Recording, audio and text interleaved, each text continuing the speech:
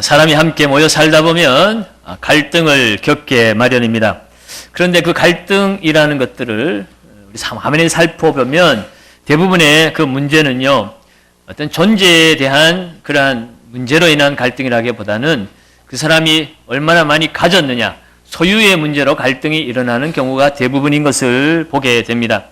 오늘 본문에 등장하는 라반과 야곱의 관계도 그렇습니다. 라반은 사람보다 소유에 더 관심이 많았던 사람입니다. 그래서 자신의 조카이면서 사위였던 야곱에 대해서 그 사람이 얼마나 행복할까에 대한 관심보다는 어떻게 하면 그 사람으로부터 많은 것을 내가 얻어낼 수 있을까, 그 소유에 욕심이 많았던 사람입니다.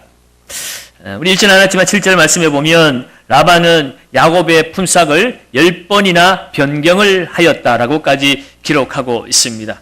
어떻게 해든지 내 이익만을 취하려고 했지 내 것은 조금도 주고 싶지 않았던 사람이 라반이죠. 그만큼 야곱은 라반에게 속고 살았습니다. 속으면 속은 것으로 끝나지 않잖아요. 속으면 그 마음의 상처와 아픔이 쌓이게 마련입니다.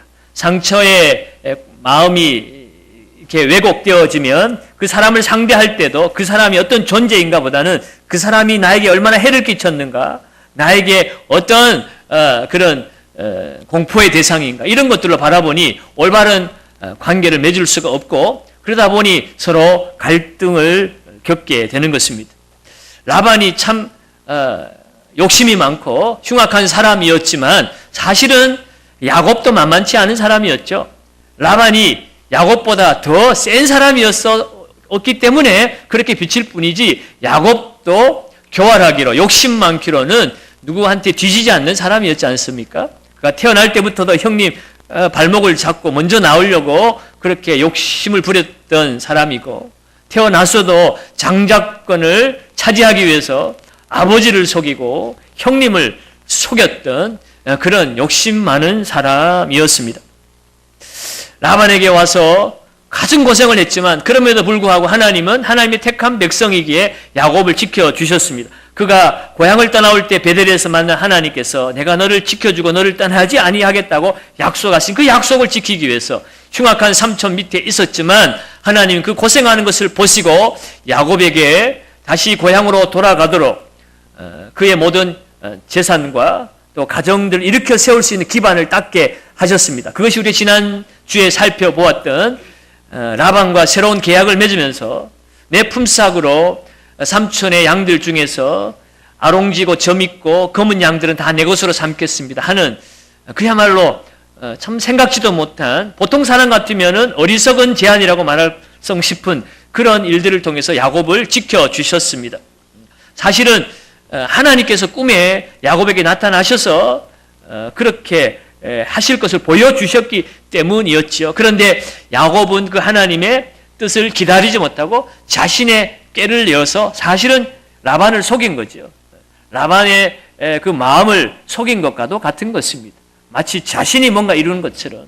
그러나 라반을 속였지만 야곱은 잘못된 생각을 가지고 자신의 부를 이루려 했지만, 그러나 그 배후에는 하나님이 야곱을 도와주셨기 때문에 성경 말씀은 야곱이 번창했다라고 이야기를 합니다.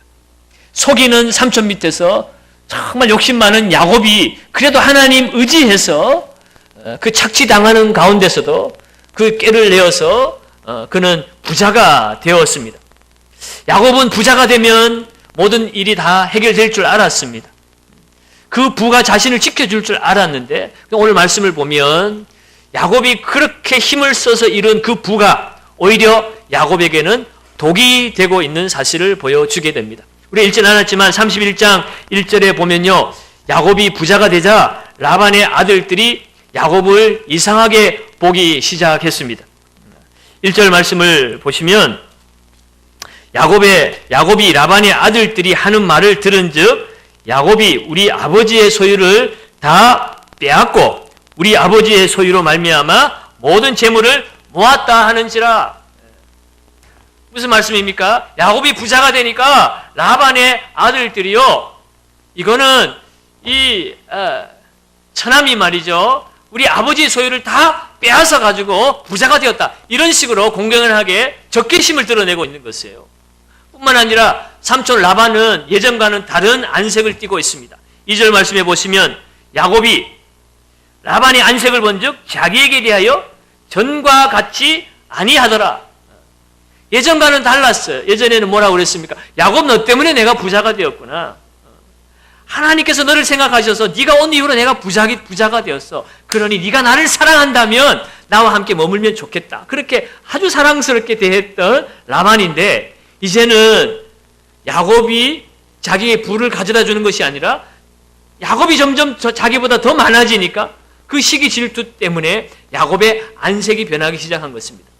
여기에서 야곱은 위기감을 느끼기 시작합니다. 그 옛날 20년 전에 형님 에서를 속이고 에서가 분해서 살기등등한 마음으로 야곱을 죽이고자 했을 때 야곱이 두려워서 고향을 도망쳐 나온 것처럼 오늘 이 야곱이 말이죠. 그 라반과 그의 아들들 때문에 두려움이 가득 차서 목숨의 위협을 느끼고 있는 것이에요. 그래서 어떻게 하면 이 상황을 벗어날까? 어떻게 하면 도망을 갈 수 있을까? 이런 생각에 지금 가득 차 있는 것입니다. 그런데 마침 하나님께서 나타나셨어요. 하나님께서 나타나셔서 야곱에게 말씀하십니다. 3절에 보면 여호와께서 야곱에게 이르시되 내 조상의 땅, 내 족속에게로 뭐하라? 돌아가라. 내가 너와 함께 있으리라 하신지라. 하나님께서 마침 두려워 떠는 야곱에게 이제 네가 고향 땅으로 돌아가라고 말씀하시는 거예요. 호시탐탐 어떻게 하면 이 위기 상황에서 벗어날 수 있을까? 두려워 떨던 차에 하나님께서 돌아가라고 말씀하시니까 야곱이 이제 결단하기 시작합니다. 그래서 라헬과 레아를 불러다가 이야기를 합니다.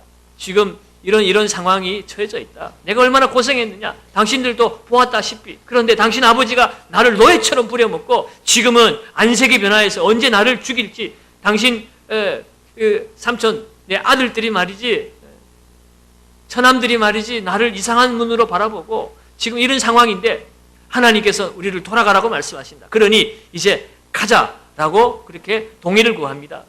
그러자 라헬과 레아도 함께 동의를 했습니다. 그래서 이들이요 20년 만에 라반을 속이고 주랭랑을 칩니다. 마치 야반도주 하듯이 그렇게 아무 말 없이 도망을 가는 거예요.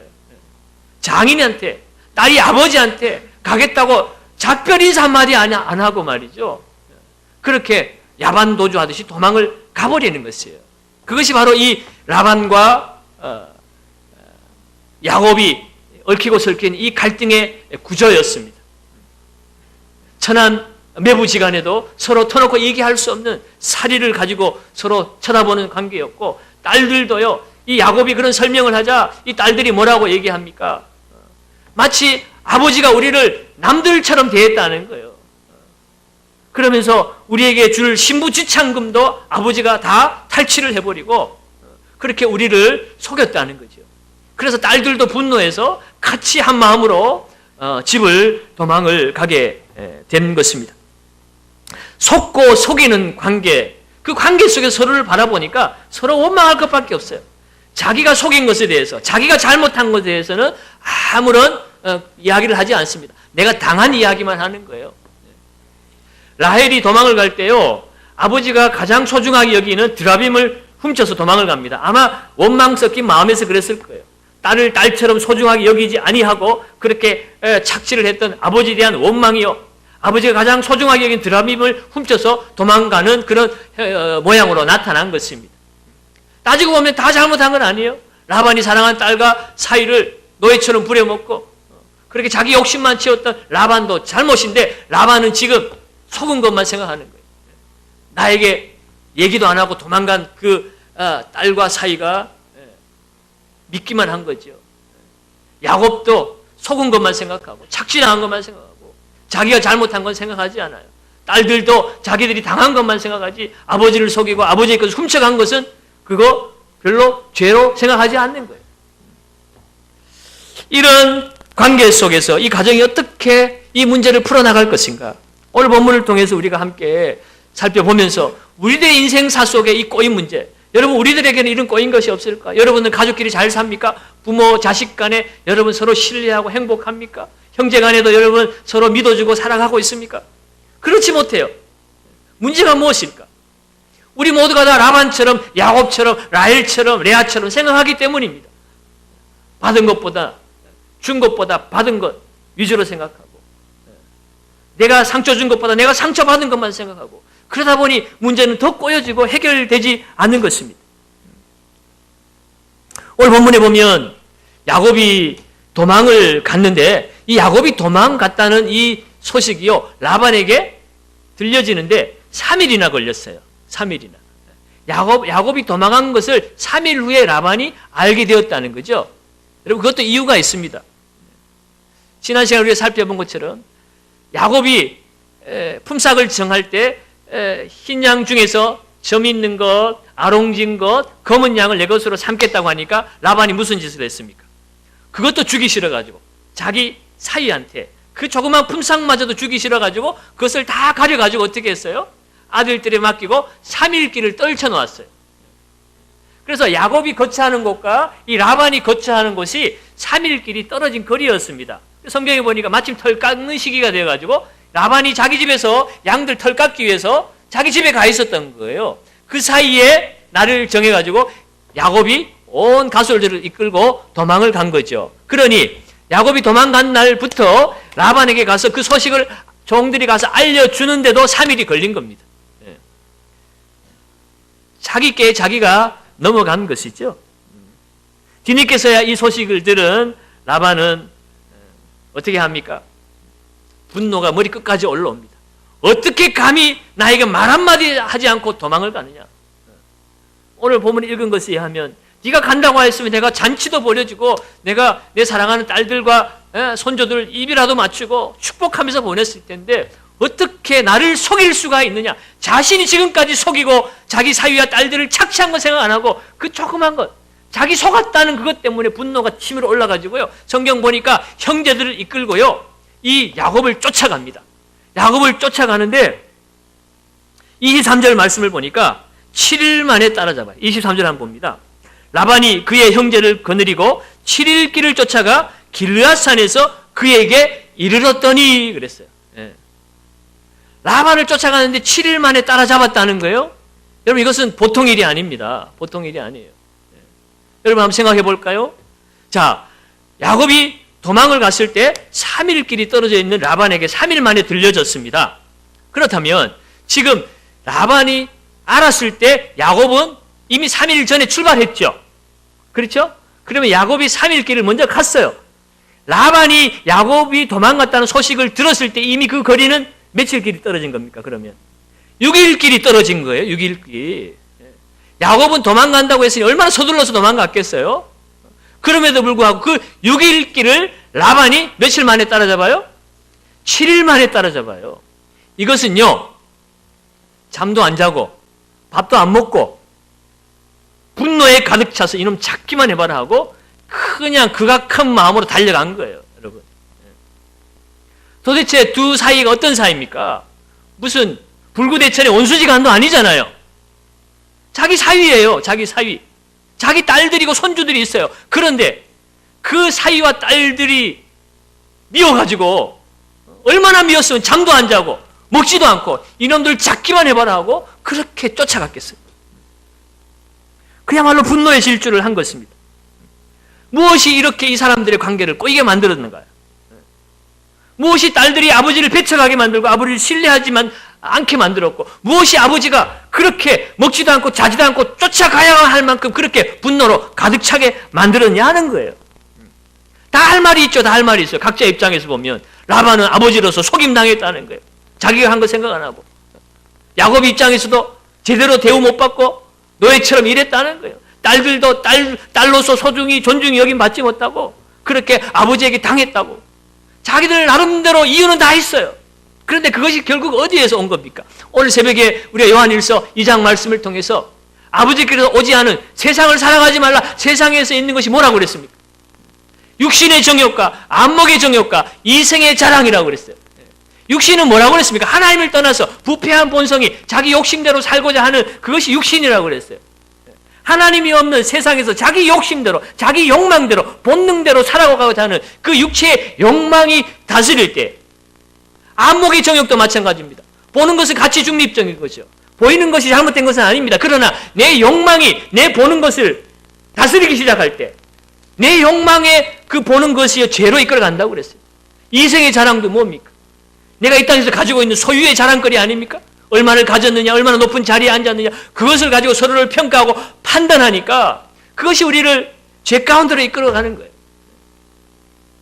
라반과 야곱은 서로를 사랑하는 아버지로, 삼촌으로, 사랑하는 사위로, 아들로, 딸로 본 것이 아니라 어떻게 하면 이 육신의 정욕을 채울 수 있는 대상으로 본 거예요. 어떻게 하면 더 빼먹을 수 있을까? 어떻게 하면 이용할 수 있을까? 저 사람을 밟고 내가 어떻게 하면 더 잘 될 수 있을까? 이 세상적인 욕망으로 서로의 관계를 그것도 20년씩이나 가지고 살았어요. 그러니까 이런 갈등이 생기는 겁니다. 여러분, 이걸 어떻게 볼 수 있을까요? 사람이요, 안경을 쓰면 안경 쓴 대로만 보이잖아요. 안경 색깔 따라 세상이 파란 안경 쓰면 파랗게 보이는 겁니다. 20년 동안 자기 생각 가운데 육신의 정욕, 안목의 정욕, 이생의 자랑으로 서로를 관계하다 보니까 여러분, 이 꼬인 문제를 풀어낼 길이 없는 것입니다. 라반이 그렇게 분노에 차서 잠도 안 자고 먹지도 않고 쫓아간 이유가 뭡니까? 만나게만 해봐라, 이놈의 자식들. 어떻게 하겠다는 거예요? 죽이겠다는 겁니다. 죽이겠다는. 야곱이 도망간 것도요, 죽임 당할까봐 두려워서 도망간 거예요. 마치 20년 전에 에서에게 죽임 당할까봐 쫓겨간 것처럼 똑같이 도망을 간 겁니다. 자, 그것을요, 그 라반이 고백하는 것을 보면 알 수 있습니다. 29절에 보면 라반이 이런 이야기를 합니다. 너를 해할 만한 능력이 내 손에 있으나 그랬어요. 너를 해할 만한 능력이 내 손에 있으나. 지금 너를 해하기 위해서 쫓아온 거예요. 지금 라반이 야곱을 만나가지고 지금 이야기하는 겁니다. 내가 사실은 너를 죽이려고 왔다는 거예요. 너를 해하려고 왔다는 거예요. 그 능력이 내게 있다는 거예요. 그런데 그렇지 안 하는 이유가 뭐냐? 하반절에 뭐라고 나옵니까? 너희 아버지의 하나님이 어젯밤에 내게 말씀하시기를 너는 삼가 야곱에게 선악간에 뭐 하지 말라? 말하지 말라. 너희 아버지가 바로 어젯밤에 내게 나타나셔서 선악간에 야곱에게 아무 말도 하지 말라 하셨기로 그래서 내가 참는 거라는 거예요. 여러분, 하나님께서요 이렇게 개입하십니다. 야곱도 잘난 것 없지만 하나님이 약속하셨기에 베델에서 만나 주셨고 하나님의 그 아브라함과 이삭과 야곱에게 약속하신 약속을 이루기 위해서 베델에서 내가 돌아올 때까지 내가 너를 지켜주리라고 약속하신 약속을 지키시기 위해서 하나님께서 급하게 라반에게 나타나신 겁니다. 야곱을 만나기 바로 전날 밤에 꿈에 나타나셔서 라반아 멈추어라. 네 생각을 거둬들여라. 선악간에 아무것도 따지지도 묻지도 말고 침묵하라. 말하지 말라는 거예요. 그것이 하나님의 은혜입니다. 사랑하는 여러분, 오늘 우리가 범사에 감사할 수 있는 이유가 바로 여기에 있는 것이에요. 범사에 감사. 모든 일에 어떤 상황, 어떤 형편에서도 하나님 우리에게 감사하라고 이야기합니다. 왜요? 하나님 우리를 지켜주신다는 거예요. 그런데 우리 눈에 보이는 것만 가지고 생각하잖아요. 육신의 정욕, 안목의 정욕, 이생의 자랑, 이것이 채워지지 않으면 내가 어떻게 감사해? 나 가난한데, 나 병들었는데, 남이 알아주지 않는데 내가 어떻게 감사해? 우리 불평, 원망 달고 사닙니다. 그러나 하나님 우리에게요, 네가 얼마나 가졌느냐, 네가 얼마나 높은 자리에 앉았느냐, 네가 얼마나 많이 알고 있느냐, 네가 얼마나 세상 인기가 있느냐, 그 하나님께 아무런 관심이 없잖아요. 하나님 우리를 얼마나 사랑하세요? 하나님이 세상을 이처럼 사랑하셨습니다. 그 세상 속에 여러분 부자만 있습니까? 건강한 사람만 있습니까? 많이 배운 사람만 있습니까? 아니잖아요. 하나님은 부자나 가난한 사람이나 건강한 사람이나 부정한 사람이나 모든 사람을 하나님의 은혜로 값없이 사랑해 주셔서 하나님의 아들 십자가에 내어주셨어요. 그래서 그 아들을 믿는 자에게 영생이 있음을 알게 하셨습니다. 요한일서 말씀에 그 쓴 목적이 뭐라고 그랬습니까? 예수를 믿는 하나님의 백성들은 영생이 있다는 것을 알게 하시기 위해서 하나님께서 그 요한일서를 썼다는 게 오늘 새벽에 우리 말씀을 나눈 말씀이잖아요. 하나님이 주신 영생 생명이 있다는 것. 여러분, 우리는 이 땅에서 아무리 못나고 아무리 가난하고 아무리 병들어도요, 결국은 우리가 죽음 이후에 하나님의 영광스러운 나라를 우리가 동일하게 다 하나님께 받아 누릴 사람들입니다. 그거 생각하면 우리는 범사에 감사해야 되죠. 내 손에 잡히지 않는다고 해도. 내가 모를 뿐이지, 내가 보지 못했을 뿐이지 하나님 우리의 인생을 이끌어가고 계십니다. 영원히 우리와 함께 하신다고 약속하셨잖아요. 야곱은 몰랐어요. 라반이 자기 앞에 나타나서 어젯밤에 너의 아버지 하나님이 이렇게 말씀하셨다라고 말하기 전까지 야곱은 왜 라반이 나를 보고도 가만히 있는지 몰랐어요. 아니 저 양반이 저런 양반이 아닌데 칼을 들고 당장 내 목을 쳐도 그 성이 차지 않을 아주 흉악한 양반인데 비록 장인이지만 그런데 왜 저럴까? 몰랐습니다. 그런데 듣고 보니 베델에서 만난 그 하나님, 나에게 찾아오신 하나님, 그 하나님이 라반에게도 나타나신 거예요. 오늘 우리의 삶도 마찬가지입니다. 하나님, 내가 생각하지 못한 것 하나님 다 알고 계세요. 하나님이 세상 가운데 섭리하시고 역사하시는 것입니다. 그러므로 저와 여러분들은 범사에 감사해야 하는 것이에요. 그런데 놀라운 사실은요, 하나님께서 이 라반으로부터 야곱을 지켜주시는데 이 두 사람의 관계를 해소하시기 위해서 어떻게 하십니까? 야곱을 살리기 위해서 무슨 라반의 눈을 멀게 하셨습니까? 아니에요. 이스라엘 백성들 광야에서 헤매게 하신 것처럼 야곱에게 무슨 내비게이션을 잘못 해줘가지고 엉뚱한 곳을 헤매게 만들었습니까? 그것도 아니에요. 야곱을 만나게 하십니다. 만나게 하시는데 하나님의 방법은 라반에게 삼가 선악간에 아무것도 뭐 하지 말라? 말하지 말라라고 하셨어요. 그것이 하나님이 꼬인 관계를 풀어가시는 방법이었습니다.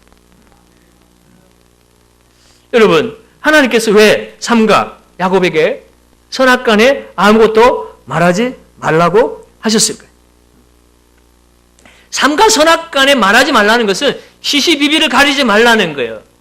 네가 이것은 잘했는데 이것은 못했다. 이런 얘기 하지 말라는 거예요. 그런 말 하기 시작하면 어떻게 됩니까? 문제는 해결 안 돼요. 각자 자기 위치가 있고 자기 생각이 다 다르다고 그랬잖아요. 라반은 라반대로 섭섭함이 있는 것이고 야곱은 야곱대로 섭섭함이 있는 거예요. 그렇게 말하기 시작하면 문제를 해결하러 왔다가 오히려 문제를 더 키우고 더 꼬이게 만들어지는 거죠. 그래서 하나님은요, 말하지 말라는 거예요. 왜 그렇게 하셨을까요? 여러분, 문제가 꼬일 뿐만 아니라 말하지 말라는 것은 라반, 니도 네 자신을 돌아보라 하는 말씀이기도 한 거예요. 너는 뭐 잘했느냐는 거예요. 네가 야곱에게 이거 섭섭하다, 이거 잘못했다고 말할 계제가 되겠느냐는 거예요. 네가 한 짓도 한번 돌아보라는 거지. 사랑하는 여러분, 삼가 선악간에 아무 말 하지 말라. 여러분, 이것이요, 오늘 우리들에게도 주신 하나님의 말씀이 되어야 될 줄로 믿습니다. 사람이 모이면 갈등은 분명히 일어나게 되어 있어요. 그런데 그 갈등을요, 사람이 각자의 편견과 자기 시선을 가지고 서로 평가하고 바라보면 문제 해결되지 않습니다. 오히려 갈등만 더 키워내죠. 교회도 보면요, 사람들이 많이 모인 곳이다 보니 서로의 의견이 달라요. 그러다 보니 갈등이 생깁니다. 그런데 목사로서 가장 가슴이 아픈 것은요, 오늘 이 말씀처럼 좀 말 좀 안 하고 있으면 되는데 자기 생각과 자기 편견, 자기 시선 가지고 함부로 말을 막 뱉어내는 거예요. 그래서 그 말 때문에 교회가 갈라지기도 하고 성도들이 시험 들기도 하고 그런 겁니다. 목사를 제일 가슴 아프게 하는 말이 뭡니까? 나 다음 주부터 교회 안 나옵니다. 그게 제일 가슴 아프게 하는 거예요. 목사 제일 힘들게 하는 말. 그런데요, 나 내일부터 교회 안 나옵니다. 이 말이요, 목사님 때문에 안 나온다 이러면 그래도 제가 좀 가슴이 덜 아파요. 제가 회개하면 되잖아요. 제가 무릎 꿇으면 되잖아요. 그런데요, 대부분의 경우는 누구 때문에 내가 교회 못 나가겠다는 거예요. 누가 나한테 이런 말을 해가지고 내가 씻을 수 없는 상처를 받았다는 거예요. 잠을 못 자겠다는 거예요. 하나님 보러 가는 거 맞기는 맞는데 그 인간이 보이면 그때부터 내가 죽겠다는 거예요. 그래서 내가 살기 위해서 교회 못 가겠다는 거예요. 이런 말을 들으면요, 저도 어찌 할 수가 없어요. 그래서 아닙니다. 그래도 이렇게 해야 됩니다. 하나님 바라보고 서로 용서하고 사랑해야 됩니다. 그런데도 그게 안 돼요. 여러분, 교회 못 나오겠다고 하는 분, 여러분 무조건 여러분 무슨 어른들이 그러냐라고 우리가 함부로 정지하고 판단할 것도 못 돼요. 오죽하면 그러겠습니까? 오죽하면. 애들이 그러면 애들이 이러니까 그렇다 하지만 어른이 오죽하면 그 창피함을 무릅쓰고 교회 못 나오겠다고 하겠어요. 그만큼 아프다는 거예요. 아프다는 거예요. 여러분, 우리가 그냥 아무 생각 없이 뱉은 한마디가요, 어떤 사람을 죽도록 아프게 만들 수 있다는 사실을 여러분 기억해야 하는 것입니다. 말 조심해야 돼요, 말 조심. 우리는 말하기 전에 과연 나는 선악을 가릴 만한 그런 것을 나는 구비하고 있는가? 정말 나는 선악을 옳게 구별할 만큼 나는 잘 되어 있는 사람인가? 성숙한 사람인가? 바른 사람인가? 먼저 스스로를 돌아봐야 돼요. 우리는 그렇지 못하잖아요. 우리가 선악을 구별하고 선악을 제대로 행할 수 있는 사람 같으면 주님이 십자가 왜 돌아가셨겠어요? 나는 그렇게 되지 못하면서 다른 사람은 함부로 내가 판단하고 정죄해가지고 그 사람을 죽도록 아프게 만들고, 그렇게 해서는 안 되는 거죠. 그래, 더 안타까운 사실은요, 모두가 다 상처받았다는 거예요. 자기가 상처 준 건 생각 안 하고, 자기가 말한 건 생각 안 하고, 내가 받은 말만 생각하는 거예요. 저 사람이 나를 이렇게 얘기해가지고 내가 힘들다는 거예요. 자기가 얘기해가지고 다른 사람 아프게 한 것은 하나도 기억이 안 나. 그게 더 안타까운 사실. 알면은요, 가르치기라도 하죠. 근데 모르는 거예요. 내가 하는 말이 다른 사람에게 상처가 된다는 걸 그 사람이 몰라요. 그러면서 아는 거는, 내가 상처받은 거는 기가 막히게 알아. 저 사람이 이런 말 할 때 내가 얼마나 가슴 아픈지 그런 기가 막히게 아는데, 내가 이런 말 할 때 저 사람이 아프다는 사실에 대해서는 자기는 조금도 몰라요. 그러니까 제가 힘든 거예요. 알면 제가 가르치면 되잖아요. 당신이 그런 말 하면 안 된다고 가르치면 되는데, 그 사람은 그것이 어떤 반향을 일으킬지, 다른 사람에게 어떤 악한 영향을 미칠지 모르고 하는 얘기니까 가르치지도 못해. 이해해 줘야 되지. 결국요, 우리가 말에서 그 말을 주워 담을 수 없고, 그 말로 내가 말을 다스릴 수 없다면 말 안 하는 게 좋은 거예요. 말 안 하는 게 좋은 거예요. 여러분, 잠언 말씀에, 잠언 25장 11절에 이런 말씀이 있습니다. 잠언 25장 11절 말씀 한번 읽습니다. 경우에 합당한 말은 아로새긴 은쟁반에 금사가니라. 여러분, 말이 사람을 죽일 수도 있지만 말 한마디가 사람을 살릴 수도 있습니다. 우리 그런 얘기 많이 듣잖아요. 인생이 다 포기되어진 인생인데 어떤 유인의 말 한마디 때문에, 부모나 선생님의 말 한마디 때문에 용기를 내어서 인생을 성공한 사람들 너무나 많습니다. 그것이 경우에 합당한 말이죠. 용기를 주는 말, 새 힘을 주는 말, 공감하는 말, 이해하는 말, 그런 것이요, 은쟁반에 올려진 금사과 같은 거예요. 오늘 저와 여러분들이 그런 경우에 합당한 말을 할 수 있기를 바랍니다. 근데 이 경우에 합당한 말 중에 최고의 합당한 말이 뭔지 아십니까? 그것이요, 때로는 침묵이 될 수 있습니다. 좀 모순처럼 들리겠지만 잠언 10장 19절에 보면 이런 말씀이 있어요. 잠언 10장 19절에 읽습니다. 말이 많으면 허물을 면하기 어려우나 그 입술을 제어하는 자는 지혜가 있느니라.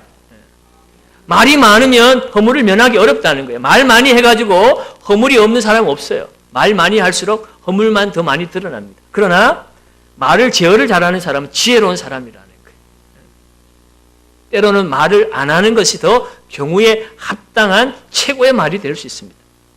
여러분, 욥기서를 읽어보면 욥이 고난당할 때에 친구들이 찾아와가지고 뭔 얘기합니까? 위로한답시고 얘기하는 것이, 야, 너 잘못 있는 거 아니야? 너 회개 안 한 것 있는 것 아니야? 네가 회개하지 않고 하나님이 너에게 이런 고난을 줄 리가 있겠느냐? 자기는 친구를 위한다고 하는 말이 그 친구의 가슴을 얼마나 대못질을 하는 겁니까? 아닌데. 하나님과 욥만이 아는 그런 관계가 있는데 자기 생각, 자기 시선을 가지고 판단하는 거예요. 차라리 아무 말 안 하고 옆에 와서 욥의 손을 꼭 잡아주고, 그렇게 힘들게 얼마나 힘드니 하고 손 한번 잡아주고 눈물 한번 같이 흘려주면 그것처럼 가장 큰 위로와 힘이 어디에 있겠습니까? 때로는 말 안 하는 것이 힘이 될 수 있어요. 여러분, 야곱이 100% 옳은 사람은 아니죠. 야곱도 얼마나 허물이 많은 사람입니까? 라반이 하도 흉악하니까 야곱이 상대적으로 착해 보일 뿐이지, 야곱은 평생 욕심에 가득 찬 삶을 살았던 사람이에요. 그 버릇 어디 갑니까? 아마 라반도요, 성경에 다 기록이 안 됐지만 할 말이 많았을 거예요. 하나님이 야곱이 어떻게 한 줄 아십니까? 그러면 성질 어디 갑니까? 얼마나 나를 속인 줄 압니까? 라반이 속인 것만 나왔지만 야곱도 흠이 많은 사람이에요. 그럼에도 불구하고 하나님 라반을 향하여 삼가 선악간에 아무 말도 하지 말라. 이 말은요, 야곱을 지키기 위함도 있지만 라반을 지키기 위한 하나님의 은혜이기도 합니다. 만약에 하나님께서 라반에게 그 말씀을 안 하셨다면 라반이 그 성질대로 자기 사이를 베었다고 하면 어떻게 되겠습니까? 그는 평생 씻을 수 없는 상처를 안고 살아갈 거예요. 그 재물은 다 빼앗아서 자기 것이 될 수는 있었겠지만 그 영혼은 어떻게 되겠어요? 딸의 가정을 불행하게 만든 아버지가 되지 않겠습니까? 두 딸의 남편을 죽인 아버지가 뭐가 행복하겠어요? 평생 그런 짐을 안고 살아갈 라반이었는데 하나님이 그렇게 하심으로 라반도 하나님 지켜주신 거예요. 사랑하는 여러분, 우리의 삶 속에 갈등과 어려움이 찾아옵니다. 살다 보면 돈 때문에, 인간관계 때문에 무수한 갈등의 국면이 우리 안에 있습니다. 그럴 때 이 모든 꼬인 문제를 풀어가는 방법은 하나님의 방법을 따라야 돼요.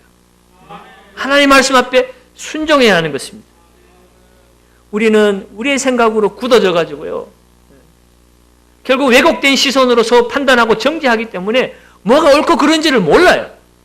그것이 문제라고 그랬잖아요. 자기는 옳다고 하는 일인데 자기가 틀린지도 모르고 자기는 옳다고 한 말이 다른 사람에게 큰 상처와 아픔이 되게 한다는 거지. 때로는 침묵하는 것이 좋습니다. 주님은 침묵할 뿐만 아니라 사랑하고 베풀고 희생하고 섬기고 낮아지라고 말씀하시는 거예요. 그것이 문제 해결의 지름길입니다. 따지지 말고 사랑해 보세요. 희생해 보세요. 섬겨 보세요. 낮아져 보세요.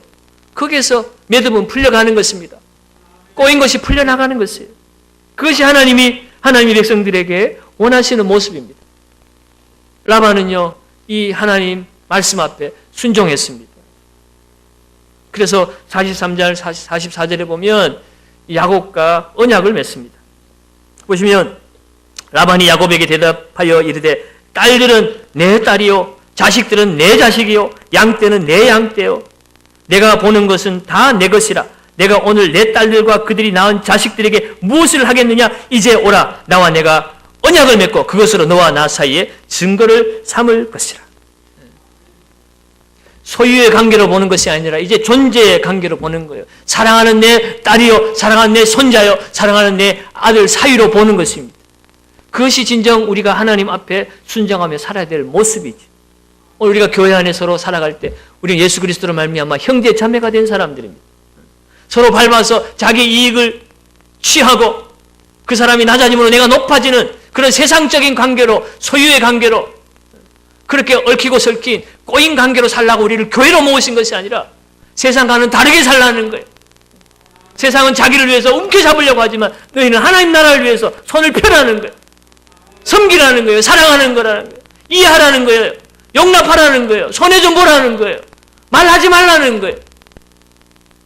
그럴 때 하나님의 나라가 세워지고 상대방이 살고 나도 살게 될 줄로 믿습니다. 라반은요, 54절 55절에 보면 이렇게 합니다. 야곱이 또 산에서 제사를 드리고 형제들을 불러 떡을 먹이니 그들이 떡을 먹고 산에서 밤을 지내고 라반이 아침에 일찍이 일어나 손자들과 딸들에게 입맞추며 그들에게 축복하고 떠나 고향으로 돌아갔더라. 하나님 말씀 따라 순종하니까 아름답게 마무리가 됩니다. 칼을 들고 죽이려고 밤낮 잠 안 자고 밥 안 먹고 쫓아왔는데 죽이려고 왔던 라반이 아들과 딸들에게, 손주들에게 입맞추고 축복하면서 기쁘게 고향으로 돌아갔습니다. 여러분, 이것이 하나님 나라의 백성이 살아가야 될 모습 아닙니까? 여러분, 우리는 세상에 묶여있고 돈에 묶여있고 원수 마귀에 묶여서 육신의 정욕, 안목의 정욕, 이생의 정욕에 묶여서 살아가고 있습니다. 여기에서 우리는 벗어나야 돼요. 이것은 세상에서부터 난 것, 하나님 아버지께로부터 온 것이 아니라고 그랬습니다. 우리는 하나님 아버지께로부터 온 것을 따라 살아야 하는 것입니다. 선악간에 따지지 말고 사랑하고 희생하고 섬겨줄 때 주님이 우리를 그렇게 하셨잖아요. 라반에게 네가 그렇게 하지 말라고 하는 것은 네가 그렇게 은혜 받고 살았으면 너도 은혜 베풀며 살라는 거예요. 그것이 꼬인 관계를 풀어가시는 하나님의 역사고 하나님의 방법입니다. 오늘 우리의 삶에 꼬인 그 어떤 문제도, 얽히고 설킨 그 어떤 문제도 하나님 말씀 앞에 순종하여 사랑하고 섬기고 베풀며 선악간에 따지지 말고 그렇게 은혜로 은혜 받은 자답게 은혜 베풀며 살아갈 때 우리 인생의 가족의 문제든 이웃의 문제든 교회의 문제든 동네의 문제든 민족의 문제든 하나님이 개입하시고 하나님이 풀어 가실 줄로 믿습니다. 오늘 이 은혜를 따라 이 땅 가운데 승리하며 살아가시는 저와 여러분들 되시기를 예수님의 이름으로 축원드립니다.